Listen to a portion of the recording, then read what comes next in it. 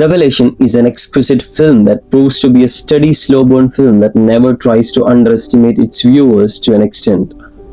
This film's prime conflict revolves around the conflict of missing of a teenage girl in the town during the time when a habitual sexual offender is on his parole.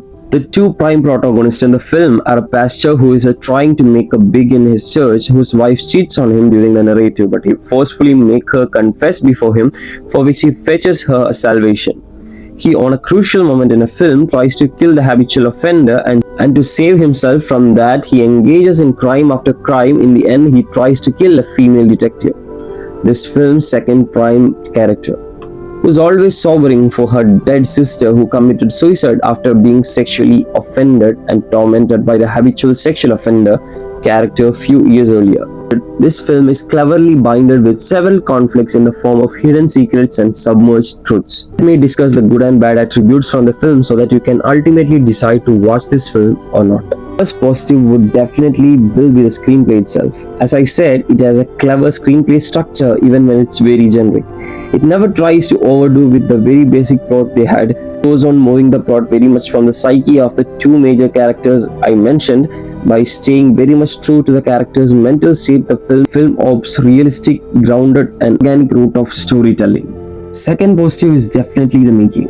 This film is very much contained in its narrative and no much to overlook, but it never makes a false note in the visual narrative, cleverly blinding nature, naturals and human beings, making them metaphors to each other, aided by eerie music when required, otherwise staying silent. Camera dwells into the character's psyche when necessary, otherwise looking from far, artistically marking the place, time like every great films do. Let's look through the negatives. Certain moments lack depth. Certain moments in the film, including how pastor and his wife relationship is disturbed and executed, felt very plain. The writer never really cares to go deep into their relationship aperture, or say the female cop's journey did not entirely get a fair share of effective treatment.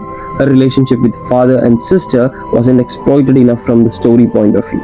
Second negative would be borderline psycho Korean trope. Stories onto structures of cliched, weak, psychologically affected individuals who forms obsessive and abusive thoughts within them. There are of course few films that justified their journey enough, but this film just remains average in this aspect. With very less subtext regarding the psyche of such individuals, film lack enough medical awareness regarding the same, with no particular closure for this issue.